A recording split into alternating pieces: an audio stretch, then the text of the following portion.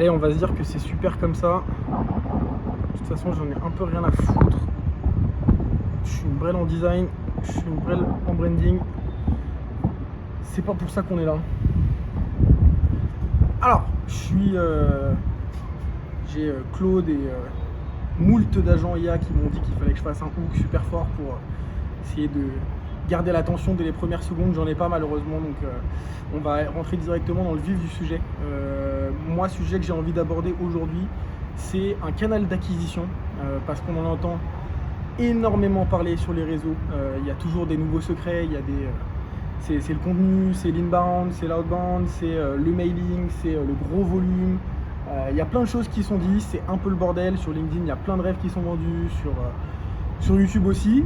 Et donc moi je vais parler, alors j'ai pas de conseils à proprement parler, mais par contre j'ai mon expérience. Et de mon expérience, le canal d'acquisition que je trouve le plus simple. Alors, petite parenthèse, j'ai jamais testé les ads et je pense que c'est un super canal aussi, mais j'ai pas l'expérience dessus pour pouvoir faire la comparaison. Mais je pense que les deux peuvent aller ensemble. Mais pour moi, le canal d'acquisition le plus intéressant, et j'expliquerai pourquoi, parce que pour moi, il n'y a pas juste cette notion de canal qui est intéressante, c'est encore plus poussé, mais c'est la prospection téléphonique. Alors, avant que tout le monde s'énerve, ouais, c'est pas sexy, c'est un sujet qui est ultra relou, personne n'a envie d'en faire, mais qu'est-ce que c'est puissant! Aujourd'hui, il n'y a aucun débat, c'est le meilleur canal d'acquisition, c'est le plus prévisible, c'est mathématique, et outre le canal d'acquisition en lui-même qui permet d'avoir des rendez-vous, qui permet de générer du chiffre d'affaires, du business, c'est aussi une compétence qui est ultra importante en tant que personne, que ce soit dans la vente, dans la communication et dans la façon d'échanger et d'écouter quelqu'un en face. C'est une compétence qui est pour moi une des meilleures compétences que n'importe quel humain, entrepreneur et surtout sales peut avoir pour générer du business. Donc pourquoi je dis ça? Il y a plusieurs raisons. Pourquoi je pense que le cold call est aujourd'hui le meilleur canal d'acquisition, évidemment B2B parce qu'on n'a pas le droit d'en faire sur le B2C. Plusieurs raisons. Premièrement, tu vas avoir directement des feedbacks du marché. Au lieu de lancer une campagne d'email, ça prend 2 semaines à warm-up des emails, on envoie les premiers, on attend qu'il y ait des réponses, tout le monde a protégé son adresse mail maintenant et donc il y a des petits captchas qui empêchent que tu délivres tes adresses mail. Le call, tu es devant ton ordinateur, tu prends ton téléphone, tu appelles quelqu'un, il répond pas, tu as en moyenne 15-20% de taux de réponse, donc tu passes 5 appels, tu es sûr d'en avoir un au téléphone. Et à ce moment-là, tu as déjà des réponses de ton marché. Tu sais déjà en 1 minute au téléphone si quand tu parles de ton offre, quand tu parles de ce que toi tu fais, quand tu essayes d'aborder les problèmes auxquels tu réponds, tu vas déjà avoir une sensation de réponse. La personne en face, tu vas déjà sentir si pour elle c'est un sujet qui est pertinent ou pas. Évidemment, il y a tous les sujets de sa cible, du ciblage, de la liste, etc. et j'y reviendrai, mais c'est une réponse du marché en instantané. Et ça, il n'y a rien de plus puissant parce que la prospection, c'est énormément de petites optimisations, de petits changements, toujours aller chercher, améliorer son discours, améliorer son ciblage. Et cette notion-là de feedback instantané, elle est surpuissante. Vraiment, pour moi, il n'y a quasiment rien qui arrive au stade de ce que cette manière-là de prospecter peut apporter. Deuxième raison, c'est tellement bête comme canal d'acquisition, c'est des mathématiques pures et dures. C'est-à-dire qu'en moyenne, si tu es sur un marché un peu compliqué, sans appel, ça génère un rendez-vous qualifié. Sur la plupart des marchés, le taux de closing c'est 20%. Donc 5 rendez-vous égale 1 client. C'est-à-dire que tu fais 500 appels, ça te prend 5 rendez-vous, tu vas signer un client. Et c'est aussi bête que ça. Les gens veulent le compliquer. Pendant la session de prospection c'est dur, il y a des gens qui sont pas intéressés, on prend du rejet en pleine tête, oui. Mais par contre, si tu fais 500 calls, que tu les fais bien, que tu prends tes 1% de taux de prise de rendez-vous, et c'est vraiment faible comme taux de prise de rendez-vous, et que tu prends tes 5 rendez-vous, et que tu vas faire ton closing, et que tu es dans la moyenne des marchés, hein, t'es même pas bon, tu es juste dans la moyenne, tu vas aller chercher un client. Et 500 appels, ça se fait vraiment en 2 jours de prospection. Vraiment.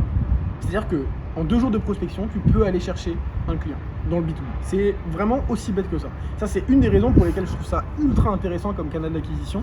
C'est parce qu'il y a un côté mathématique, un côté simple au sujet, et il n'y a pas besoin de trop réfléchir, il n'y a pas 1000 trucs à faire. C'est prendre le téléphone, parler aux bonnes personnes, avoir la bonne posture, et on y va quoi, et on passe sans appel, on prend son rendez-vous et au bout de 5 rendez-vous, on signe un client. Tout bête. Donc je vais aller regarder sur ma fiche parce que j'ai un ordre dans lequel je dois dire les trucs et j'ai oublié. Donc c'est des mathématiques, ouais. Sujet intéressant aussi, il n'y a pas d'algorithme entre toi et le prospect. Tu es au téléphone en direct avec lui. Il n'y a pas Instagram ou Meta ou YouTube qui va promouvoir plus ou moins ton appel. Non, c'est directement toi qui prends le téléphone et qui est au contact de la personne avec qui tu as envie de travailler, de la personne que tu peux aider. C'est super simple, il n'y a rien de plus facile. Et dernière raison pour laquelle pour moi ça reste encore le meilleur canal aujourd'hui, et je pense que ça le restera de toute façon, c'est que c'est contre-intuitif, mais en fait il y a tellement personne qui a envie de prendre le téléphone, ça fait chier tellement tout le monde a peur de se prendre du rejet au téléphone, personne ne veut aller se confronter à son marché, qu'en fait on est beaucoup moins à le faire. Et vu qu'on est moins, c'est contre-intuitif, mais il y a moins de compétition et du coup plus facile d'aller prendre des rendez-vous. Vous savez combien de mails vos prospects reçoivent par jour, par semaine, par mois? Des dizaines de centaines de milliers, c'est impressionnant. Toutes nos adresses mail, même moi qui ne suis pas sur le marché depuis très longtemps, des mails de prospection, j'en reçois tout le temps. Des calls de prospection, j'en reçois très peu. Parce que les gens ont peur de prendre le téléphone et du coup ça fait que vous avez un avantage concurrentiel. Vous êtes le seul à le faire. Tous ceux qui ne voudront pas prendre le téléphone, vous aurez un avantage contrairement à eux. Et ça, c'est vraiment... c'est tout bête, hein, mais quel avantage! Et en plus, j'aimerais quand même qu'on compare la qualité d'un rendez-vous pris au téléphone avec la qualité d'un rendez-vous par mail. Donc par mail, vous avez fait votre copie, alors oui, vous avez rajouté de la personnalisation, même si vous avez bien ciblé. Oui, non, la personne prend rendez-vous, vous ouvrez une discussion par mail, déjà les allers-retours par mail, moi je trouve ça insupportable. Mais au téléphone, est-ce que c'est des sujets qui sont importants? Oui, non. Oui, ok, à quel point c'est important? Est-ce que ça fait sens qu'on en discute? Qu'est-ce qui aujourd'hui pourrait être mieux fait? Là, vous avez des réponses directes. Si la personne vient au rendez-vous et que vous avez bien fait vos questions, votre entonnoir, c'est ultra simple. La personne, elle est forcément qualifiée au téléphone. Alors oui, il ne faut pas envoyer tout le monde juste parce que vous voulez prendre du rendez-vous. Il faut bien faire sa qualification et on y reviendra après. Mais les rendez-vous que vous allez prendre vont être 10 fois plus qualifiés. Et ça n'a pas de prix et ça va aussi augmenter votre pourcentage de closing derrière, ce qui est ultra intéressant.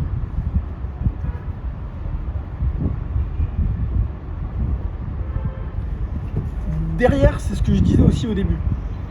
Le call, c'est pas juste un canal d'acquisition comme les autres. Je pense que c'est une compétence humaine qui est priceless en fait. Il y a peu d'équivalents en termes de compétences que je trouve aussi importantes. Ça t'apprend à vendre, ça t'apprend l'écoute active, ça t'apprend à challenger, ça t'apprend à avoir moins peur du rejet, ça t'apprend à être résilient dans tes démarches. C'est une compétence qui, humainement, je pense, impacte d'autres leviers de ta vie de manière ultra positive. Et ça, pour moi, c'est aussi quelque chose qui fait que c'est vraiment le canal d'acquisition que je recommanderais. Et c'est une croyance qu'on a avec l'entreprise avec qui je travaille, le groupe Build Your Sales. Toutes les personnes qu'on recrute doivent faire du call, doivent passer par une session de call. Donc une session, c'est une période où ils vont faire du call. Parce que c'est aussi ce qu'on vend, hein, donc on a besoin qu'ils comprennent ce qu'on vend pour qu'ils puissent nous accompagner dans faire grossir l'entreprise et aller aider toujours plus de clients à rendre ce levier prévisible et rentable. Mais aussi ça va les aider eux humainement à améliorer des compétences qui seront là après tout le reste de leur vie et qui pourront les aider dans leur entreprise entrepreneuriale. Entreprise entrepreneuriale, c'est pas très français, mais dans leurs aventures entrepreneuriales plutôt. Tout au travers de leur vie. Et ça, pour moi, c'est pareil, ça n'a pas de prix et c'est ultra fort, je trouve. Deuxième chose, dans les compétences, ça fait partie de la vente, mais c'est aussi l'écoute active. Et je vais revenir juste après sur les fondamentaux de la prospection, parce que c'est aussi pour ça que c'est intéressant de faire cette vidéo, pour vous expliquer en tout cas ma vision, ce que moi j'en ai. Alors je suis pas un expert, je suis en train encore d'apprendre, j'ai plein de choses à apprendre. J'apprends à côté de par contre quelqu'un qui est vraiment bon dans son domaine et que je trouve vraiment impressionnant au téléphone. Et c'est les fondamentaux que moi j'en ai retirés, en tout cas des sessions de formation qu'on a pu avoir ensemble. Mais une des compétences et un des fondamentaux, c'est l'écoute active. Et donc cette capacité en fait à être au téléphone, à parler avec quelqu'un, et donc ça s'applique aussi dans la vraie vie évidemment, hein, mais à écouter la personne, pas réfléchir à ce qu'on va lui répondre, parce que le but c'est pas de rétorquer, le but c'est de creuser sur ce que la personne elle va te dire. Voir ce qui est de la fausse barbe, voir quel est le vrai enjeu et la vraie problématique que lui il a derrière, et qui va dire quelque chose, comprendre ce que ça veut dire réellement profondément pour lui, parce qu'on connaît notre ICP, on connaît la personne qu'on a en face, et du coup pouvoir réenchérir dessus et creuser le problème jusqu'à faire ressortir des bénéfices ou des douleurs ou des pains qui vont nous permettre de qualifier le prospect et de savoir si c'est intéressant de l'avoir, oui ou non, en rendez-vous pour ce que nous on propose. Et ça pareil, c'est je trouve ultra intéressant, et pareil, ça s'applique encore dans la vraie vie, et ça je trouve que ça n'a pas de prix. Ça n'a pas de prix. Il faut absolument que vous fassiez du call. Et on a un peu un côté maladif dans ça au sein de la boîte avec mon directeur général. On aime bien dire qu'il n'y en a pas beaucoup qui sont tombés dans la marmite et qui adorent faire de la prospection téléphonique tout le temps. C'est vrai, les bons commerciaux, il y en a très peu. Ça ne se voit pas sur le CV. Mais au sein de Build Your Sales, on adore. Et là, typiquement, jeudi et vendredi, c'était férié en France. J'ai pas fait de prospection téléphonique, et je vous jure que ça m'a manqué. Je vous jure que ça va manquer à ma journée. Ne pas être au contact de mon marché, ça m'empêche de visualiser vraiment les problématiques qu'ils ont, et donc d'ajuster mes pitchs, d'ajuster mon contenu, d'ajuster tout ce que je fais pour aller aider toujours un maximum de personnes en plus sur mon marché pour développer leur acquisition de la manière dont on le fait au sein de Build Your Sales. Je vous jure, ça en devient addictif, tellement c'est un levier qui est exponentiel. C'est impressionnant. Alors, je vais me reculer un peu. Pour ce qui est des fondamentaux de la prospection, je vais le faire en 5 piliers que moi j'ai trouvé, en tout cas au fur et à mesure que j'apprends à en faire de plus en plus et à le faire de mieux en mieux. Pour moi, il y a premièrement la préparation. Il n'y a aucun expert qui ne se prépare pas, et c'est vrai pour le call, mais c'est vrai pour n'importe quoi d'autre. N'importe quelle activité, si tu veux bien la faire, il faut que tu arrives préparé. Une session de prospection, c'est pareil. Quand tu arrives, ta liste elle est déjà prête, ton discours il est déjà prêt. C'est pas la première fois que tu vas parler de la journée. Tu t'es échauffé la voix, tu t'es entraîné, tu t'es mis en situation. Mais tu arrives, tu es déjà mentalement dans ta session, ta liste elle est prête, tu connais la personne à qui tu vas parler, ton discours il est aligné, et tu rentres dedans dans les meilleures conditions possibles. Parce que déjà que le premier call de la journée c'est toujours le plus dur, mais si en plus tu te mets pas dans les conditions optimales pour performer, et donc en arrivant préparé, tu casses tes chances de réussir ta journée. Et en plus, plus tu as du mal dans le début de ta session, plus c'est dur de se remettre dedans. C'est quelque chose qui est très mental, c'est vrai. Faut apprendre à être résilient, mais autant mettre toutes les chances de son côté pour être dans les meilleures conditions dès le début. Deuxième sujet que je trouve ultra important, 70% des résultats en prospection téléphonique, ils sont dus ni au pitch, ni au ciblage, ni à rien du tout. En fait, ils sont dus juste au ton et à la posture, et au débit de la voix. En fait, il ne faut pas se précipiter, parce qu'on voit beaucoup de entre guillemets amateurs, ou en tout cas de débutants sur le sujet faire. C'est se dépêcher au téléphone, parler super vite et expliquer tout ce qu'ils font, mondes et merveilles, et que c'est trop bien leur solution, et que du coup il faut qu'ils aillent avec eux. Est-ce que vous voulez bien prendre un rendez-vous avec moi? Non. Tu vas d'égal à égal. La personne, tu es vraiment là pour l'aider, hein. Tu n'es pas là pour la supplier de prendre un rendez-vous. Si tu l'appelles, c'est qu'en tout cas toi tu es persuadé que ce que tu proposes, ça peut l'aider à lui atteindre des objectifs que lui s'est fixé d'après toi. Donc en fait, tu l'appelles d'égal à égal. C'est pour ça que tout le monde dans son pitch souvent se qualifie comme directeur commercial, directeur associé, et moi le premier, pour en fait avoir cette posture directement au téléphone, déjà qui crédibilise ton appel, qui ramène de la crédibilité à ton appel, et derrière, ne pas être pressé, on a le temps. Oui, allô? Oui, bonjour monsieur Douni. Je vous appelle, en fait, je suis directeur associé au sein du groupe Build Your Sales. Je sais pas si ça vous revient. Il n'y a pas besoin d'aller vite. Il n'y a pas besoin d'aller vite. On n'est pas pressé. Le but, c'est pas de juste débiter notre pitch pour dire qu'on a débité notre pitch et qu'on a fait notre call. Le but du call, c'est d'avoir une discussion. C'est de découvrir s'il y a un intérêt, et c'est d'avoir de connecter avec la personne en face, quoi. Donc on prend son temps, on se pose, on a une posture d'expert, on a une posture où on est connaisseur, d'égal à égal, et on entame une discussion. Et quand on parle avec n'importe qui dans la vie, on ne parle pas à 10 000 à l'heure, en essayant de remplir des vides, juste pour le plaisir de remplir des vides. Donc ça, c'est le deuxième point qui est ultra important et qui vaut 75% de ce que c'est la prospection téléphonique. Troisième point qui est ultra important, c'est une fois qu'on a fait cette première étape du pitch, qu'on a ouvert la discussion, une fois qu'on est à l'intérieur de cette discussion avec le prospect, évitez de raconter votre vie en fait. Et évitez, en fait, on s'en fout de votre offre, vraiment. est important, c'est d'arriver avec une posture de médecin. On est là pour diagnostiquer, on est là pour voir ce qui est bien fait, voir ce qui est moins bien fait, voir s'il y a des trous dans la raquette, comprendre les enjeux de la personne en face. On n'est pas là pour expliquer pourquoi nous on fait mieux que tout le monde et on est les meilleurs. Non, on est là pour vérifier la pertinence de l'appel et vérifier que c'est intéressant de se prendre 30 minutes, 1 heure pour échanger et pour potentiellement regarder s'il y a des éléments qui pourraient amener à une collaboration. C'est ça le but. Le but, c'est de prendre un rendez-vous, pas de juste déblatérer son pitch. Donc comment on a cette posture de médecin, comment on arrive à ne pas juste déblatérer son speech, expliquer pourquoi on est les meilleurs, c'est avec des questions.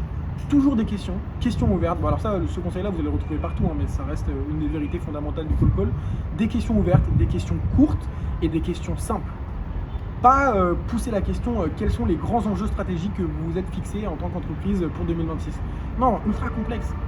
Faut lui faciliter la tâche à la personne en face. Déjà, on l'appelle, on lui prend du temps dans sa journée, il faut que ça soit simple pour lui de nous répondre. Ok, à quel point c'est un enjeu d'avoir des nouveaux clients? Bah oui, c'est un gros enjeu. Ok, vous avez combien de commerciaux en interne? On en a 5. Il y en a combien qui sont dédiés à la prospection? On en a 3. Simple, le but c'est qu'il puisse répondre au tac et pas qu'on le mette dans une position où il doit réfléchir, il doit prendre du temps, il doit dépenser de l'énergie mentale. Non, le but c'est que tu le mettes dans les bonnes conditions. Question courte, tu le laisses te répondre et c'est une question à la fois. Et sur ces questions, évidemment, on revient sur ce que je disais un peu avant, écoute active. Donc on écoute, on n'est pas en train de réfléchir à la prochaine question qu'on va poser, hein. On est en train d'écouter réellement ce qu'il nous dit et dans ce qu'il nous dit, est-ce qu'il y a un sujet sur lequel on peut rebondir? Est-ce qu'il y a quelque chose qu'il a dit qui fait ressortir une douleur potentielle? Et on va creuser, on repose une question potentiellement sur cette douleur-là. Et si la personne n'a pas compris, c'est pas grave, on peut reposer. Et c'est d'ailleurs ultra fort comme démarche. Non, attendez, vous m'avez pas compris. Aujourd'hui, qu'est-ce qui peut être mieux fait? Et il n'a pas compris, il n'a pas assez bien répondu, c'est-à-dire, mais encore, pourquoi? Comment? On le laisse creuser, on le laisse vraiment lui rentrer et vous expliquer par A plus B ce qui peut être mieux fait. Et en fait, c'est lui qui va vous faire ressortir ces enjeux, quoi. C'est tout bête, mais il y a beaucoup de gens qui ne le font pas. Et moi, le premier, je ne le fais pas encore dans tous mes calls. J'ai pas encore le niveau, tout ce que je vous dis là, c'est pas les choses que j'applique 100% de mes calls. Et c'est dommage, mais je suis en train de continuer à m'entraîner, à me mettre en situation et à me confronter au marché pour y arriver. Mais ça, c'est vraiment, j'ai dit 5 piliers, mais ça, c'est vraiment les 3 qui sont les plus importants. Et déjà, si vous avez ça, vous faites partie du top 0,1% des commerciaux qui font de la prospection téléphonique en France, vraiment sans hésiter. Oui, et du coup, les 2 autres sujets, enfin les 2 autres piliers, c'était le temps de parole. Évidemment, vu qu'on n'est pas là pour pitcher notre offre, vous n'êtes pas censé avoir 75% du temps de parole pendant le call. Le but, c'est que lui, il parle. On peut viser 50-50, le mieux, c'est quand même si le prospect parle le plus. Évidemment, pas le laisser déborder, vraiment garder le cadre de la raison de votre appel. Mais le but, c'est que ce soit lui qui parle et pas vous. Vous n'êtes pas là pour parler, vous êtes là pour diagnostiquer. Deuxièmement, l'écoute active, comme je le disais. On écoute, on n'est pas en train de réfléchir à sa prochaine question ou à son script. On écoute et on essaie de rebondir, on essaie de comprendre et on essaie d'accentuer les endroits où il y a vraiment une douleur. Et le dernier conseil qui est un peu lié au premier, à la préparation, c'est faites pas 50 000 choses à la fois dans votre session. Une session, c'est un discours, un segment, une approche et c'est tout. On essaie de rester concentré. On fait la même chose toute la journée, ce qui permet d'améliorer le discours, ce qui permet d'avoir le même ton et la même approche avec toutes les personnes parce qu'on a choisi ce segment-là en particulier qui est bien précis, bien défini et c'est tout. On ne va pas une fois parler à des directeurs commerciaux, une fois parler avec des directeurs marketing, une fois parler à la logistique, une fois parler aux industriels. Non, on est sur une cible, un segment, un discours et on y va, et on enchaîne, et on enchaîne. Et après, c'est exclusivement de la résilience et le fait de prendre le téléphone. Et c'est vrai pour les 2 situations d'ailleurs, on vient de se prendre un bâche, c'est ta capacité à reprendre le téléphone aussi vite qui va vraiment déterminer la réussite de ta session de prospection. Et c'est vrai dans l'autre sens. Tu viens de prendre un rendez-vous, justement, tu es dans le flow, continue, reprends le téléphone directement après. Les détails du rendez-vous, on le fera après. Tu as toute la journée pour les faire, c'est pas dramatique si le mec ne reçoit pas son invitation à la seconde. Ou alors tu le prends pendant que tu es encore en appel. Mais dès que tu viens de prendre un rendez-vous, reprends le téléphone, tu es dans le bon flow. Tu viens de te prendre un shoot, reprends le téléphone, il faut changer complètement le dynamisme. C'est tout. c'est super simple, mais c'est des conseils qui sont ultra importants. Après, pour finir dans les choses qu'il y a peut-être un peu moins de monde, parce que il y a beaucoup de choses que j'ai dit que vous allez pouvoir retrouver dans d'autres vidéos aussi, mais dans les choses qui sont, je pense, intéressantes à souligner, c'est ok de se faire rejeter, quoi. Ça fait partie du jeu. En fait, tout le monde n'est pas fait pour votre accompagnement, pour votre offre, pour votre produit. Vous n'allez pas pouvoir closer tout le monde et ça fait partie du jeu et c'est une bonne chose. Il y a des caractéristiques de certaines personnes que vous allez pouvoir aider. Pas tout le monde, ça fait partie du jeu et apprendre à encaisser le rejet en call, c'est apprendre à l'encaisser dans d'autres parties de sa vie aussi. Et je pense que c'est une compétence qui est ultra intéressante et qui peut servir vraiment partout. La progression aussi, les premiers calls que j'ai passés étaient catastrophiques. Et c'est ok, ça fait partie du jeu, mais c'était une catastrophe. Mais la progression, c'est exponentiel. Et en fait, à partir d'un certain niveau, qui est même pas si compliqué à atteindre, on a déjà des résultats qui sont exceptionnels en prospection téléphonique. Et ça c'est vraiment quelque chose, c'est 1 mois, 2 mois, où ça va être un peu compliqué, mais une fois qu'on a passé cette barrière, les résultats, c'est exceptionnel. Et c'est exponentiel. Et il faut se dire, c'est 1 mois, 2 mois où c'est la galère, vous êtes dans les seuls qui vont le faire. Parce que c'est compliqué et les gens ne veulent pas que ça soit compliqué. C'est pour ça que les gens vont faire du mailing, beaucoup plus simple d'envoyer 10 000 mails et d'espérer des réponses. Je crois aussi dans le call mailing, hein, j'en fais, je trouve ça super comme canal d'acquisition.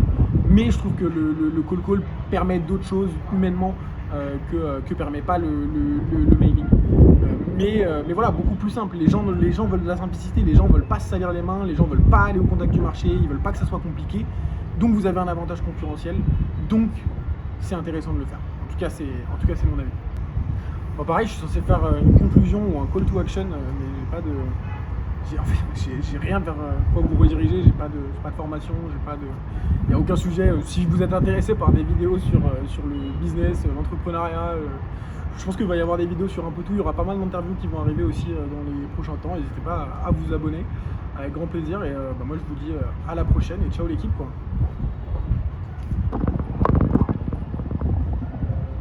Pas mal la vue quand même les gars.